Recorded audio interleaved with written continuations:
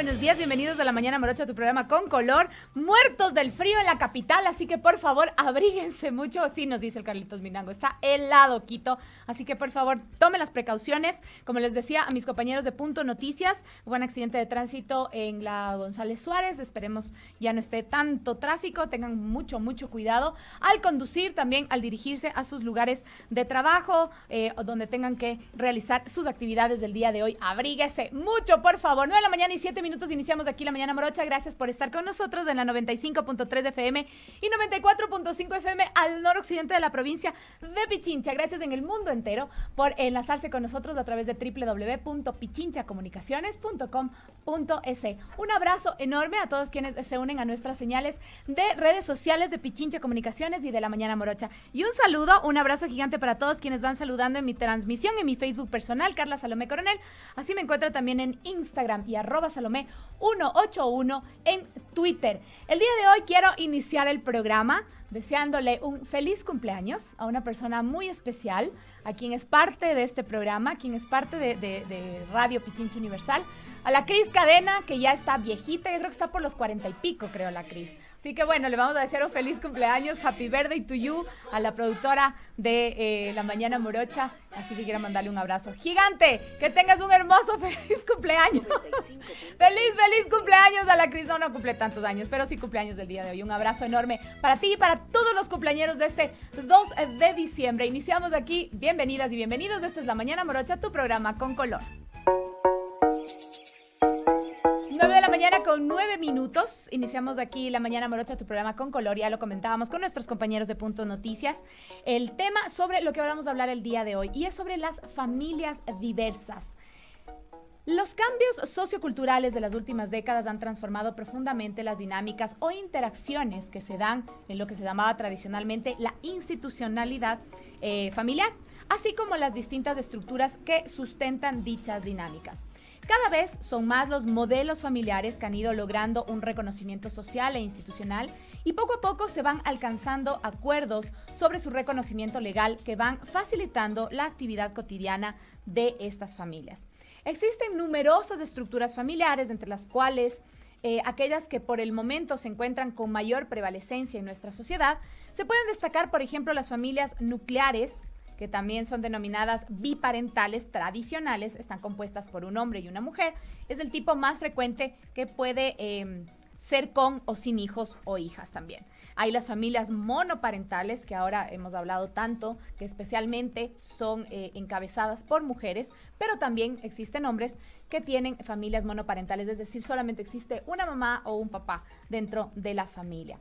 Las familias reconstruidas, las familias adoptivas, las familias que acogen de forma temporal, las familias homoparentales, las familias multiculturales, y así es como se van reconstruyendo y saliendo muchas formas de familias. ¿Por qué hemos querido tratar este tema el día de hoy y le hemos dado tanta importancia a las familias? Porque son el núcleo de la sociedad, porque son la parte primerita y más chiquita donde nace y donde crece el desarrollo de una sociedad, de un pueblo, de un país, donde se genera la identidad, se genera la cultura, se genera muchísimas aristas que son importantes para nuestro desarrollo como sociedad, como país y como mundo. Ahora las familias se han visto sumamente golpeadas y se han visto sumamente en crisis por todo lo que estamos viviendo en estos momentos. Muchas se han desmembrado, ya sea por la presencia del virus, porque han perdido a uno de sus familiares. Otras se han arrejuntado por la crisis económica, que muchos hijos han tenido que regresar a la casa de sus padres con sus hijos, es decir, viven abuelos, hijos y nietos en la misma casa y la familia se hace más grande. Existen familias de todo tipo y por eso el día de hoy le vamos a dedicar este programa a las familias diversas. ¿Cuáles son sus derechos frente a la sociedad? ¿Qué dice la Constitución de la protección de las familias? Y también hablaremos desde la parte antropológica sobre cómo estas familias van cambiando el desarrollo de nuestra vida. Bienvenidas y bienvenidos, esta es La Mañana Morocha, tu programa con color 9:12. Por algo han pasado años de estudio y noches sin dormir. Por algo son los mejores en su carrera. Por algo, mejor dejen hablar al profesional. 13 minutos. Quiero saludar a quienes están en mi transmisión en mi Facebook personal. Javier López, Rolo Carrasco, Patolín FPRI. También están por ahí Samuel Caicedo, Luis Mullo, Gustavo Arteaga, la Yadi Jacome. También un abrazo gigante para todos ustedes. Abríguense, por favor, que hace un frío terrible. Y ya tenemos también a nuestro primer invitado en La Mañana Morocha. Estamos aquí con el señor Felipe Obando. Él es abogado. Él es nuestro primer invitado abogado por la Politécnica Universidad Católica del Ecuador, máster en Derecho Procesal por la Universidad Andina, abogado en libre ejercicio en las áreas de Derecho Civil y Derecho de la Familia y socio fundador del estudio jurídico DCE. Doctor Felipe Obando, muy buenos días, bienvenido a La Mañana Morocha. Estamos de ladito, mi querido doctor. Tiene que darle la vuelta a la pantalla. Okay. Sí, perfecto, ahí sí le vemos bien. Ahí estamos bien, si no estamos ahí con tortícolis, nos vamos a quedar ahí viéndole quienes estamos en las transmisiones de redes sociales. Muchas gracias. Ok, muchas gracias. Muy buenos días, Carla, gracias por la invitación. Muchísimas gracias a usted, doctor, por estar aquí en esta fría mañana de la capital.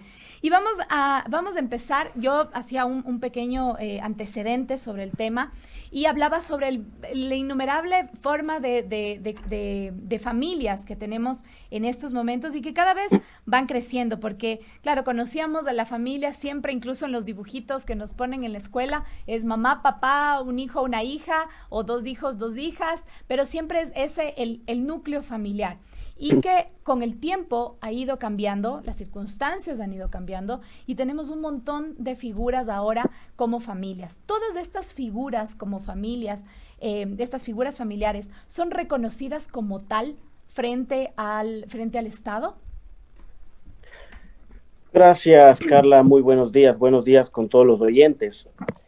Creo que para ponernos un poco en antecedente, primero deberíamos empezar analizando la parte histórica, porque como ustedes podrán ver, no siempre y no en todos los momentos de la historia, la familia como tal ha sido considerada con esa composición clásica, por así decir, que nosotros conocemos de madre, padre e hijos.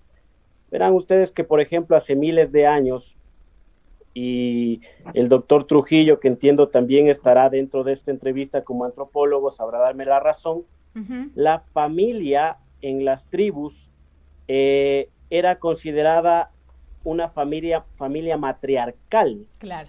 Esto debido a que, como las relaciones sexuales de las tribus eran prácticamente entre todos los hombres y entre todas las mujeres, las madres no tenían conocimiento de quién era el padre de la criatura, y por eso es justamente que ellas asumían el papel. El hijo se criaba únicamente con la madre, debido a que no conocía pues la identidad del padre.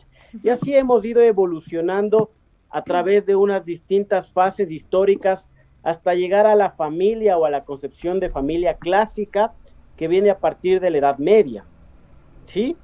Como bien tú lo señalas, esta idea de familia hoy por hoy se ha visto o ha ido evolucionando y ha cambiado evidentemente, tal es así que ya desde el texto del año 2008 de la Constitución, tenemos que la Constitución reconoce justamente la diversidad de familias frente a estos cambios sociales. Entonces, dentro de ese tipo de familias o de esa clasificación de familias, tenemos en primer lugar la más clásica y que la define el CONA, que es la familia biológica. La familia biológica, ¿no es cierto?, que es la que todos conocemos, que está compuesta por los progenitores y los descendientes. Obviamente. Tenemos un problema con la conexión del doctor. Me parece que ahí se está... En segundo lugar, doctor, se le cortó la señal, doctor. ¿Podemos repetir un poquito? ¿Ahí? ¿Me escucha? Tenemos un problema con su conexión. Sí, ¿aló? ¿Ahí me escuchan? Ahí mejor, ahí estamos mucho mejor. Sí, yo le escucho perfectamente. Ya, listo. Yo le escucho perfectamente. Ya. Entonces le decía que seguida de la familia biológica tenemos un fenómeno que se dio en nuestro país, en nuestro contexto nacional, a raíz de la crisis migratoria, que es el de las familias transnacionales. ¿Ya? Y esto de hecho lo recoge la opinión consultiva de la Corte Interamericana de Derechos Humanos, en la opinión consultiva número 1421. Nos habla ya de las familias transnacionales, que son justamente esas familias que se formaron, ¿no es cierto?, ya con distintos vínculos, distintos a los padres, por razones, en este caso, de índole económica. Entonces tenemos el caso de muchos niños, de muchos jóvenes, que acá en la patria se criaron lastimosamente y lamentablemente a raíz del feriado bancario, ¿no es cierto?, por el tema de que sus padres tuvieron que viajar a distintos países. Entonces, estas son las famosas familias transnacionales, y que la Constitución del 2008 justamente viene a propender a la reunificación y a la reagrupación de estas familias transnacionales. Como tercer eje o como tercera clase de familia, por así decirlo, tenemos la familia adoptiva, ¿sí?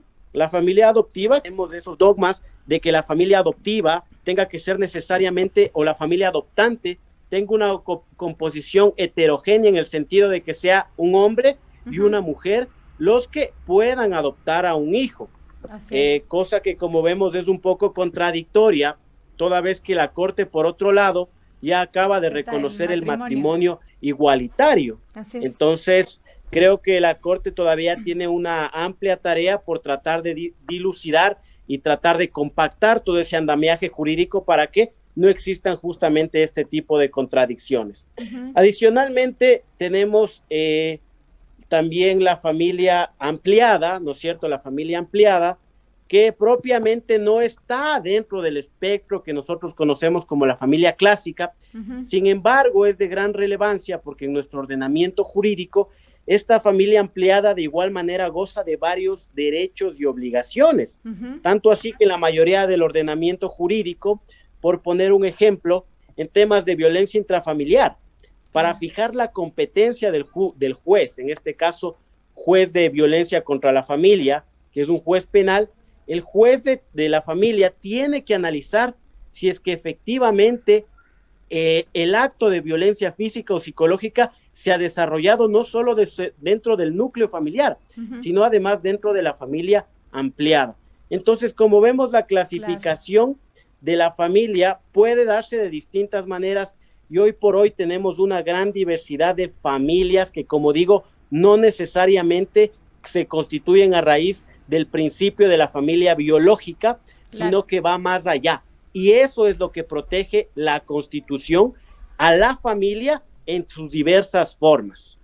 Claro, y obviamente es importante anotar estas circunstancias ajenas al núcleo familiar que hacen que las familias sean diversas en estos momentos. Por ejemplo, lo que anotaba el doctor en este momento, y fue la ola migratoria que tuvimos en nuestro país a raíz del feriado bancario, que dejó a muchísimas familias desmembradas, y muchos de ellos hasta ahora no pueden volverse a juntar, y muchos niños y jóvenes quedaron al cuidado de sus abuelos, de sus tíos, incluso entre ellos mismos, ¿no?, entre hermanos. Y eso ha ido cambiando muchísimo también la forma de ver las familias. Pero ante todo esto que nos explica, doctor, el Estado, ¿cómo protege a estas familias? ¿Cuáles son los derechos que tienen? Todas las familias tienen los mismos derechos, y todos están también, tienen también que regirse a las mismas obligaciones. La obligación fundamental que tiene, las funciones básicas de apoyo al desarrollo saludable de sus miembros, creo que eso es importantísimo en todas las familias. Pero frente al Estado, ¿qué nos dice la Constitución? ¿Las familias están protegidas, y son todas las familias o solo la familia nuclear? Es interesante la pregunta que planteas, Carla, porque efectivamente la Constitución le reconoce varios derechos a las familias, y es en general a todas las familias. Y justamente ese es uno de los argumentos que utiliza la Corte Constitucional para establecer el matrimonio igualitario, porque tú verás, por ejemplo, que teníamos normas tan antiguas como la del 88, del artículo 88 del Código Civil, que recién fue modificado, en donde nos establecía que uno de los requisitos o finalidades, ¿no es cierto?, del matrimonio y consecuentemente de la familia era la procreación. Así es. ¿Sí? Y ahora, entonces tú ves cómo van cambiando los tiempos, que no tienen hijos. Claro, hay familias que no tienen hijos. Ahora hay familias que no tienen hijos. Sí, pero sí, siguen correcto. siendo No solo familias. que no tienen, sino que no les interesa en absoluto. Así es. Entonces, empiezan a nacer justamente este tipo de divergencias en los tiempos actuales. Pero respondiendo a tu pregunta en concreto, ¿cuáles son los derechos que la Constitución le reconoce absolutamente a todo este tipo de familias? Primero les reconoce su derecho a la libertad de conformarse como quieran, ¿no es cierto? Las familias, porque según la Constitución y la Corte Constitucional, la familia realmente implica ese estado de permanencia, ese estado de agrupación, ese estado de hogar. Y tanto así que incluso la Constitución nos habla de las familias disgregadas. ¿Qué son las familias disgregadas? Y este es un término muy interesante. La familia disgregada es una familia que, a pesar de convivir bajo el mismo techo, es decir, bajo la idea de un hogar, esta familia, por A o B circunstancia en los tiempos actuales, no tiene realmente esa intimidad dentro del seno de la familia, sino que han hecho exteriorizarse demasiado, o sea, no han sabido sobrellevar ese estado de intimidad. Entonces, claro, tú ves que viven juntos padre, madre, hijos, toda la familia vive juntos, pero como quien dice, cada uno hace su vida por su lado. Entonces, esas son las familias, pero de igual manera estas familias tienen los mismos derechos, derechos a ser protegidas por el Estado, porque recordemos que primero fue la familia y luego el Estado, y no a la inversa, como hay muchos autores que sostienen que primero es el Estado y después la familia. Yo considero que primero fue la familia y luego fue el Estado, que obviamente tiene la obligación de proteger a esa familia a nivel educativo, a nivel de salud, a nivel de laboral y demás, ¿no es cierto? Por eso incluso la fijación del salario básico, que ya mismo entra en discusión porque ya vamos a entrar a un nuevo periodo fiscal, dice la Constitución que el salario básico debe propender a satisfacer las necesidades del trabajador y las de su familia. Claro. Por eso hablamos de la canasta básica familiar, que habrá que ver si es que realmente en estas condiciones económicas del Estado esté en la posibilidad de mantener o no esos sueldos para proteger la estabilidad económica de esas familias. Ahora, recordemos también que la violencia intrafamiliar es uno de los temas que más preocupa actualmente, tomando en cuenta de que ya no tenemos presupuesto, y lo hemos dicho varias veces y lo seguiremos diciendo, no tenemos presupuesto de parte del Estado, de parte del gobierno para erradicar la violencia, especialmente contra la mujer. Y aquí hay un caso que se junta, porque hablamos de las familias monoparentales que en su gran mayoría son encabezadas por mujeres. Muchas de ellas ahora están en el desempleo.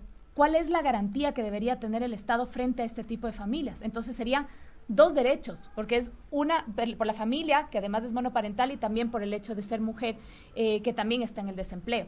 No digo que los hombres no lo están, sin embargo, es como que hay una doble vulneración en ese sentido. Sí, a ver, en relación a lo que tú manifiestas, creo que hay que centrarnos en la circunstancia económica actual por la que atraviesa el país. Y si bien hablamos de la falta o no de recursos, yo creo que el Estado ha fallado al momento de canalizar esos recursos. ¿Por qué te lo digo, Carla? Porque yo veo que las soluciones hoy por hoy se han planteado en el sentido de establecer normas más severas, normas más punitivas frente a los actos de violencia. Y yo en lo personal voy a tener que discrepar, entiendo que con la mayoría de ciudadanos que creen que la solución es poner penas más severas.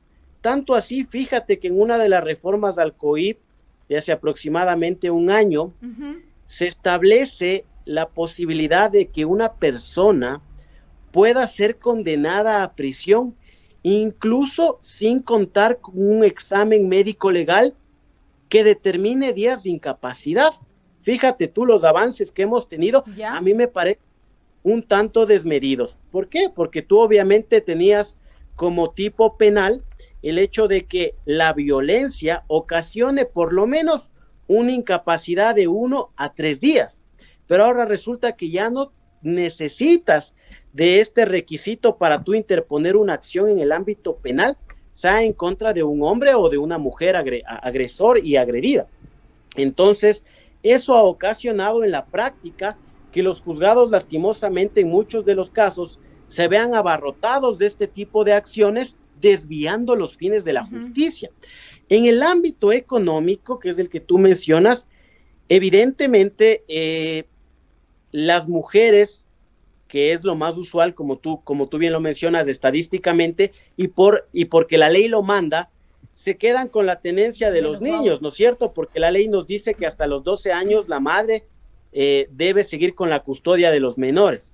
Entonces, resulta que en las situaciones económicas actuales, tú encuentras muchos casos en los que lastimosamente tenemos pensiones alimenticias que no se pueden y no se han podido cumplir con motivo de la pandemia. Entonces, ¿qué solución nos puede plantear el Estado frente a esta eventualidad, esta crisis que nos ha cambiado el panorama de toda la perspectiva a todos los ciudadanos?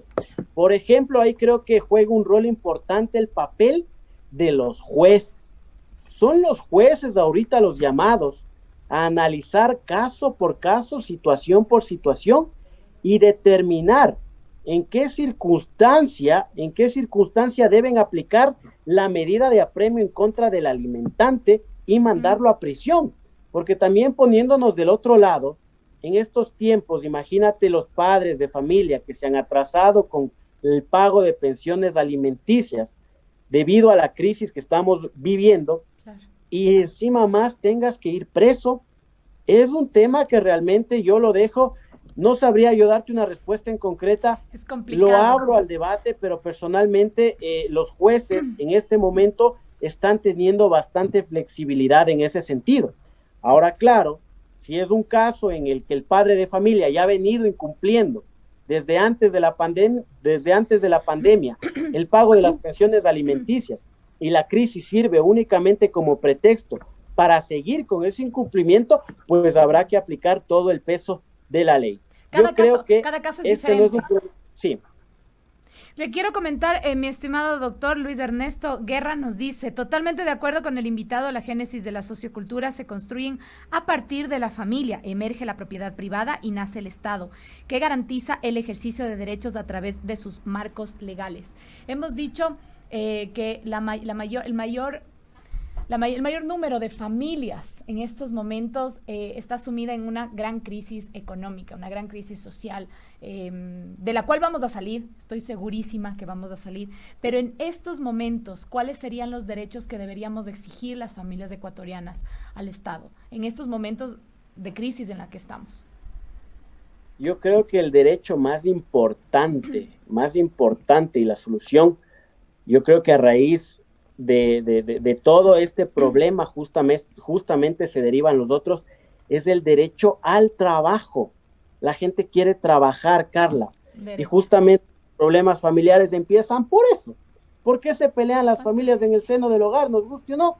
Porque me dejaron de pasar la pensión alimenticia, porque si no tengo con qué comer, lastimosamente mi psiquis y mi desarrollo mental, físico, psicológico no va a estar bien, y ahí empieza el choque, ahí empiezan los problemas sociales, cuando la gente no tiene trabajo. Entonces, el Estado, hoy por hoy, la tarea del nuevo mandatario que venga a gobernar, debe ser generar fuentes de empleo.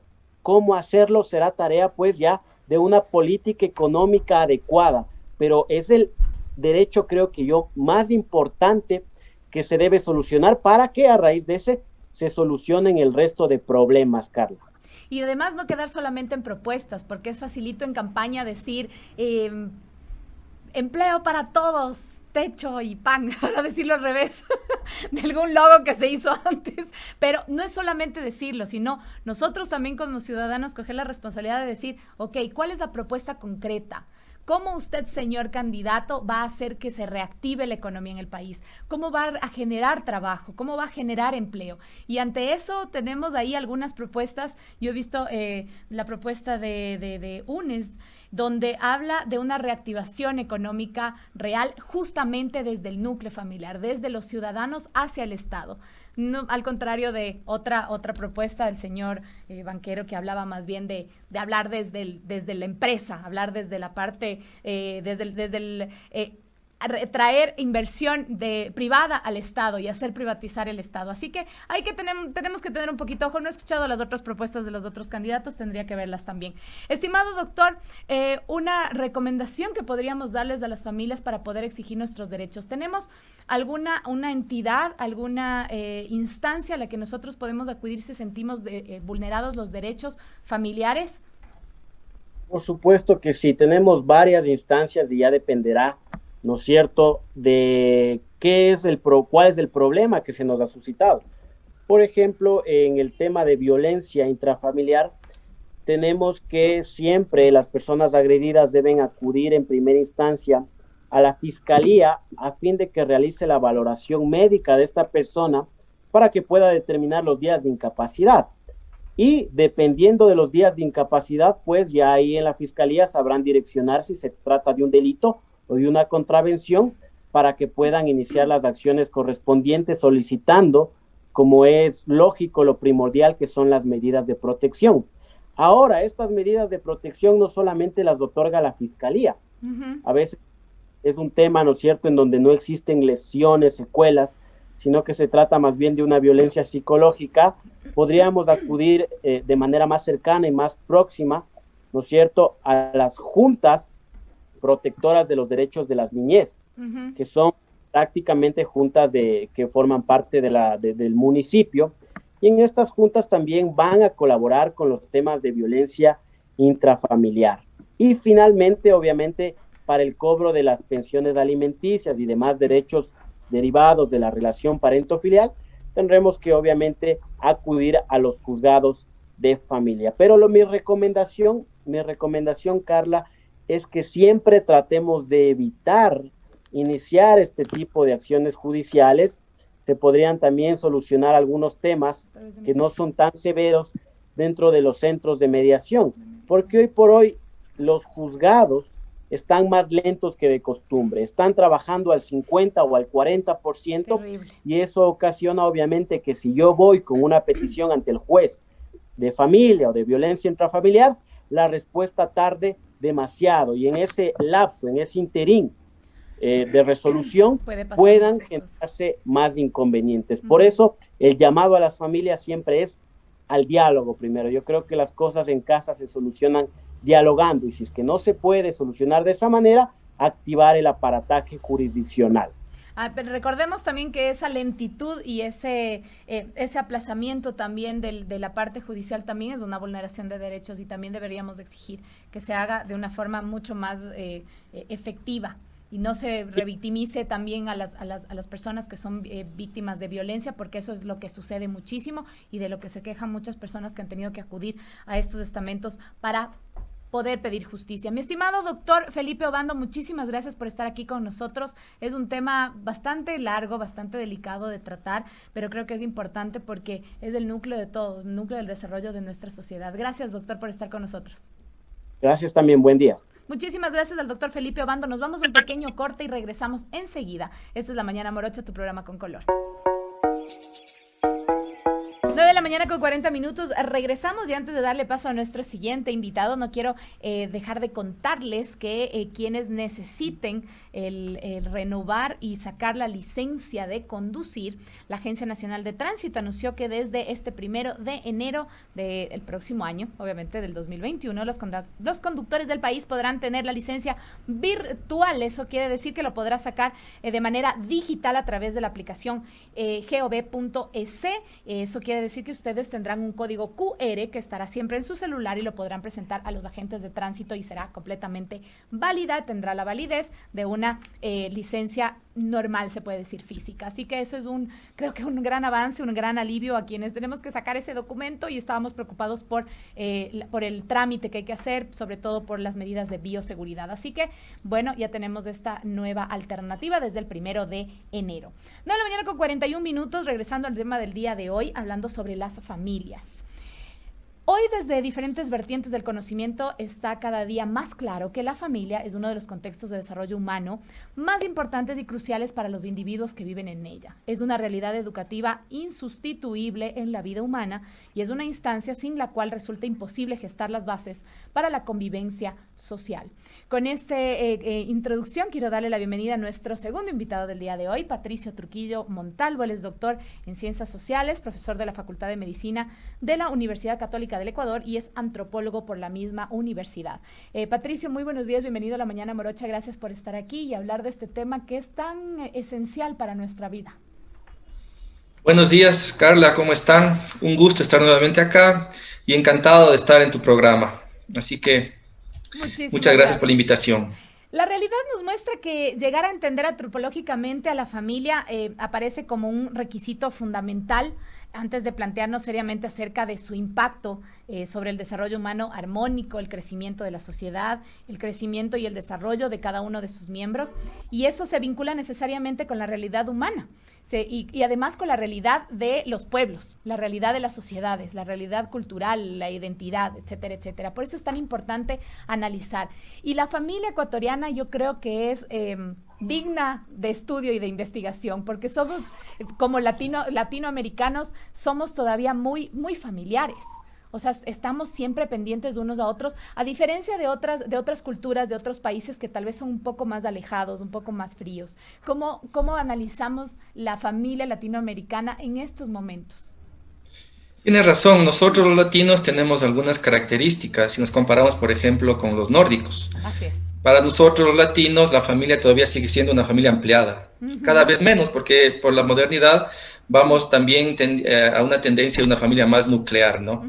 Una familia ampliada me refiero, por ejemplo, que todavía tenemos la suerte de tener tíos, abuelos, primos, y en una reunión típica de cualquier familia, de cualquier estrato social latinoamericano, podemos tener 50, 60, 70 personas, ¿no?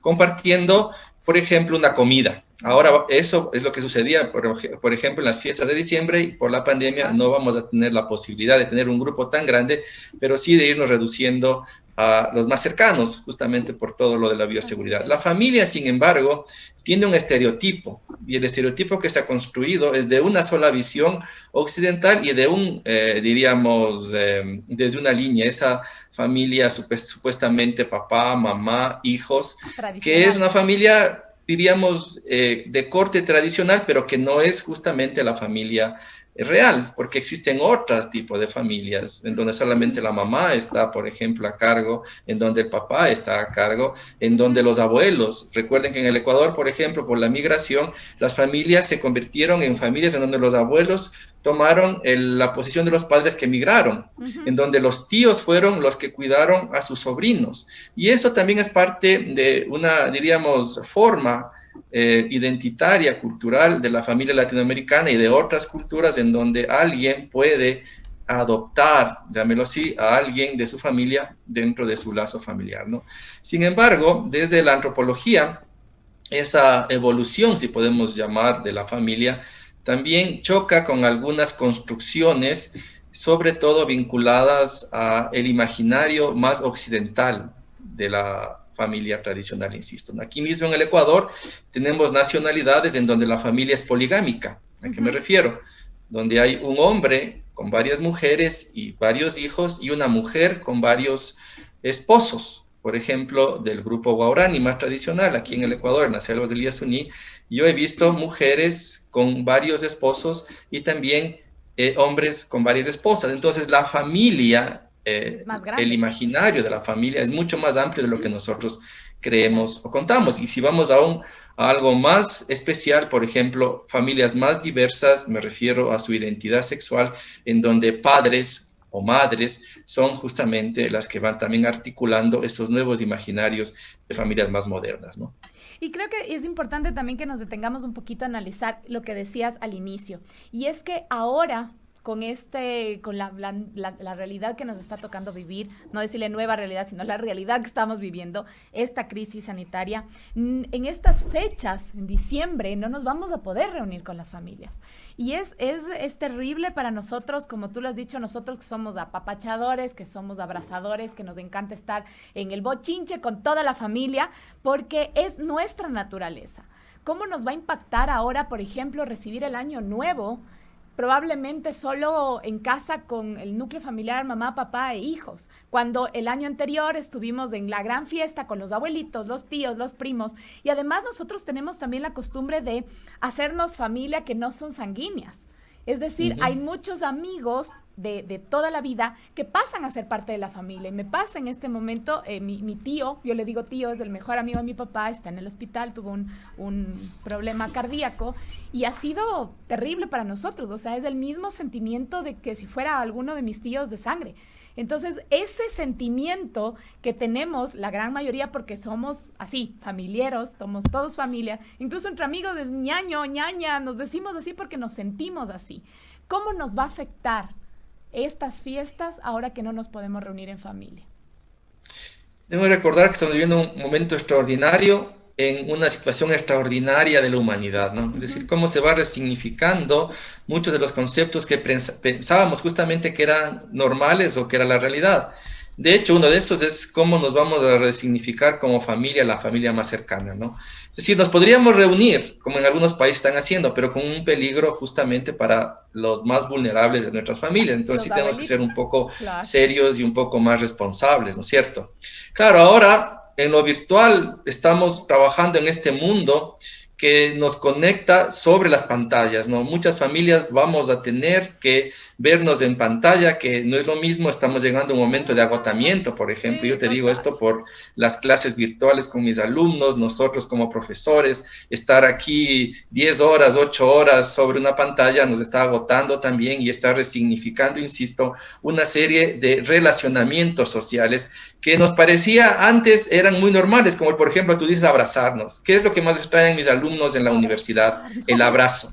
No solamente son las clases, sino es el contacto social que teníamos, el poder correr por los corredores de la universidad, el campus, echarse en el césped, que era como parte de nuestra rutina, de nuestro relacionamiento, y es lo que pasa también con las familias, ¿no? Pocos somos los que tenemos, por ejemplo, una casa con patio. Imaginémonos toda esta pandemia en unidades más pequeñas o en departamentos, en donde, por ejemplo, no puedes salir a tomar sol con la libertad que tenías antes, ¿no? Entonces sí, el momento extraordinario en el que estamos viviendo nos hace resignificar las relaciones sociales, la forma de contacto que tenemos como seres humanos, y lo interesante es que nos hace valorar algo que no le teníamos tan presente, como es justamente ese contacto físico tan importante para nosotros como seres humanos, ¿no? Qué increíble cómo somos mal llevados, como decimos, ¿no? Bien mal llevados. Cuando ya nos quitan algo, ahí es cuando decimos, cierto, ha sido. Extrañamos. ¿No? Qué importante que ha sido. Claro, antes yo al menos, por ejemplo, soy súper abrazadora, súper apapachadora. Entonces, el hecho de llegar y decir, hola, con el codo, es tan extraño, es tan feo, y hay que decirlo, al menos a mí se me hace tan feo que me cuesta mucho porque siento que estoy incluso faltándole el respeto a la persona que está ahí, pero por otro lado sé que es obviamente por cuidarnos y es lo que nos ha tocado vivir. ¿Crees que en algún momento vamos a poder restituir estas costumbres? Es decir, digamos, en el caso más hermoso, que ya tengamos pronto una vacuna y que la vacuna funcione y que le vacunen al casi 90 o 100% de la población y podamos regresar a esa normalidad, entre comillas, que todos la llaman ahora. ¿Podremos reencontrarnos nuevamente? ¿Será que fue mucho el tiempo que estuvimos separados o este tiempo hará que realmente cambiemos y reflexionemos? Porque de lo que habla todo el mundo, ¿no? Es las lecciones que te ha dejado la pandemia. ¿Será que realmente cambiamos las cosas que deberíamos cambiar? Yo espero, pero sin embargo recordemos que esta no es ni la primera pandemia ni la última, ¿no? Sí, insisto, vivimos un momento extraordinario en humanidad, La humanidad ha tenido históricamente estas pandemias cada 100 años, cada menos. Ahora por la modernidad, por la globalización, le sentimos mucho más cercana. Sin embargo, yo creo que sí vamos a volver a esa idea de normalidad, de contacto, de salida, pero ya volviendo al cliché, con algunos aprendizajes, sobre todo vinculados a lo que son las relaciones más sociales, a valorar, en eso me refiero yo, a valorarnos internamente, a valorar el contexto, nuestra familia, nuestros padres, nuestros amigos, como parte justamente de esta comunidad que necesitamos reconstituir.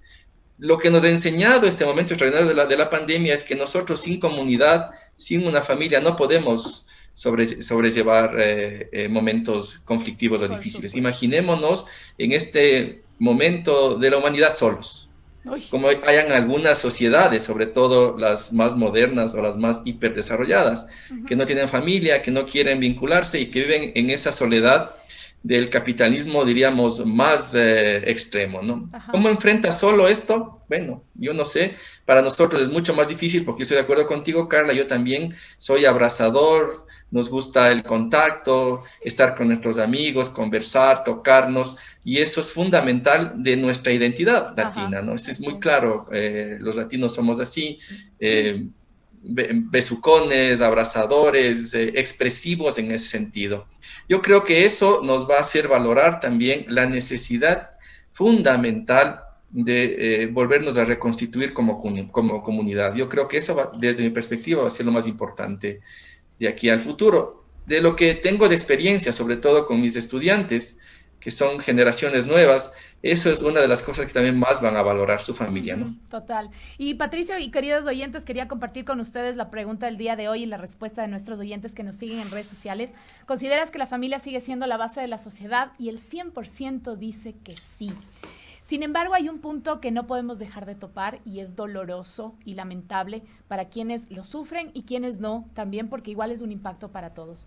Y es que esta pandemia también ha evidenciado el terrible caso de muchas familias con violencia intrafamiliar, no solo hacia las mujeres, sino también hacia los niños, hacia los otros miembros de la familia, hacia los adultos mayores, etcétera, etcétera. Entonces, este también es una problemática que, si bien es mundial, aqueja mucho a Latinoamérica. Es decir, a estas familias de las que hablábamos, a las familias apapachadoras, a las familias que estamos todos ahí reunidos, a las familias ampliadas, y es una realidad que vivimos. Eso también ha destapado esta pandemia. Sí, no solamente a las familias latinoamericanas, es un problema mundial. De hecho, sí, cuando hacemos investigación sobre estas relaciones violentas en las familias, nos damos cuenta que el estereotipo de familia no es tanto el de protección. A veces esta misma situación extraordinaria que estamos viviendo, lo que llevó es que a escenarios violentos se queden más encerrados. Es decir, había gente que la única salida era salir. Claro. Para escapar un poco de la violencia familiar. Entonces, la familia no solamente puede ser un espacio de protección, que debería ser, puede ser un espacio también violento, un espacio de maltrato, un espacio de, diríamos, exclusión. Y eso también tenemos que tomar muy en cuenta, ¿no? Claro. Es decir, a veces tenemos la idea romántica nada más de la familia y de la comunidad, que debería ser la ideal, como justamente el hogar, ya de padre, de madre, de quien sea, pero como un espacio de protección. Pero ¿qué pasa cuando hay conflicto? ¿Qué pasa cuando estás frente o justo a tu violador, por ejemplo, ¿no? En casos mucho más extremos. Entonces sí, o a tu femicida, o a quien te violente justamente, ¿no? A quien te maltrate. Entonces sí, hay que pensar también que este momento crucial de la humanidad también nos lleva a pensar en lo complicado que puede ser para muchos seres humanos vivir en ambientes violentos que están justamente dentro de su hogar o dentro de lo que llamamos familia también, ¿no? Y ahí están las lecciones que nos deja la pandemia, no solamente nosotros hacerlo en nuestro núcleo familiar, que puede ser una familia ejemplar, sea como sea que esté constituida, con los miembros que sean, pero que vivamos en armonía, en tranquilidad, en respeto, pero también nos deja estas lecciones de que existen otras familias y existen otras realidades, y por eso es que nosotros traemos estos temas a ustedes, nuestros queridos queridos oyentes y nuestros queridos televidentes, es que realmente empecemos a fijarnos en qué políticas se van a tomar en el próximo gobierno, sea quien sea que vaya a venir, sobre estos temas, porque son temas esenciales y cruciales para el desarrollo de nuestra sociedad. Y justamente con Patricio quiero que vayamos cerrando la entrevista conversando un poco sobre el impacto de estas familias. Si es verdad, no todas las familias son iguales, pero tampoco son iguales en condiciones. Y una de esas es que existen familias violentadas, existen familias donde hay violencia, y otras familias que están desmembradas, otras familias que están reconstituidas. ¿Cómo afecta esto al desarrollo ya de la sociedad, al desarrollo del país? ¿Cómo es su identidad con este montón de familias tan diversas? ¿Cómo se identifica entonces así un pueblo? Volviendo al momento que vivimos tan complejo, que somos testigos históricos, lo que ha desnudado también la pandemia es la desigualdad social, ¿no? Es decir, y esa desigualdad social marca aspectos violentos, ¿no? Es decir, imaginémonos una familia en donde el padre perdió el trabajo por el contexto complejo que vivimos, en donde la madre no tiene trabajo, en donde no tienes acceso al internet, en donde no tienes seguridad social, y el Estado lo que ha hecho únicamente es no apoyar a eso, ¿no? Entonces sí nos vemos muchas familias como desnudados frente a lo que el Estado debería hacer también, ¿no? Es decir, estamos bastante desamparados y esa es una sensación. Si ustedes leen las encuestas, a mí me gusta mucho ver, por ejemplo, cómo se va marcando la opinión pública en diferentes termómetros, como son las encuestas, y la gente tiene una desesperanza tenaz porque lo que ve es que el Estado sí le está fallando en el sentido de que su rol de protección, sobre todo básico, no me refiero a lo básico, el rol de protección básico no lo está cumpliendo, ¿no? Entonces, si a eso incluyes la desesperanza que te estoy hablando, con el problema de que realmente te puedes infectar y morir, entonces la sensación de, diríamos, desolación que están viviendo muchas familias es grave, ¿no? Yo te digo esto porque nosotros en la Católica estamos trabajando mucho en salud mental. Yo creo que una de las principales ahora aristas investigativas para todos, ¿no? La salud mental es para todos, no solamente para personas que estén enfermas, sino la sociedad también en esas condiciones te puede enfermar. Y la ansiedad, por ejemplo, la angustia, el estrés que están sufriendo muchos padres de familias, estudiantes, lo que te hace convivir es en un escenario complejo de la post-pandemia que estamos llamando, ¿no? Entonces, hay muchas, diríamos, aristas para investigación, para tratar de entender lo que nos va a pasar en la post-pandemia, es decir, cómo nos vamos a transformar como sociedad el próximo año que esperemos ya tengamos la vacuna y vayamos retomando ese concepto tan interesante que es ser normales, ¿no? Así supuestamente, entre comillas. Supuestamente normales. Muchísimas gracias, Patricio Trujillo, antropólogo y doctor en Ciencias Sociales, profesor de la Facultad de Medicina de la Universidad Católica. Gracias por estar aquí con nosotros, por conversar sobre este tema que, como yo le digo, a veces lo pasamos por alto, pero son tan importantes. Así que muchísimas gracias por estar con nosotros. Gracias, Carla, y encantado de estar en tu programa. Muchísimas gracias. Sé que contaremos contigo más adelante también. Encantado. Gracias. Quiero contarles también antes de irnos, les tengo un notición y es que la Mañana Morocha se va de vacaciones. La Mañana Morocha se va de vacaciones. Les dejo, no me vea con esa cara, Carlitos Minango. No te vas a librar de mí, pero. Así que la Mañana Morocha se va de vacaciones. Les tenemos una gran sorpresa, así que estén atentos a la programación de Pichincha Universal, que ya mismo les llega ahí el chisme calientito. 9 de la mañana con 59 minutos. Esto es La Mañana Morocha, tu programa con color. Soy Carla Salomé Coronel. La Morocha. Hasta mañana. Cuídense mucho y abríguense, por Dios, que hace un frío terrible en Quito. Besos y abrazos. Adiós.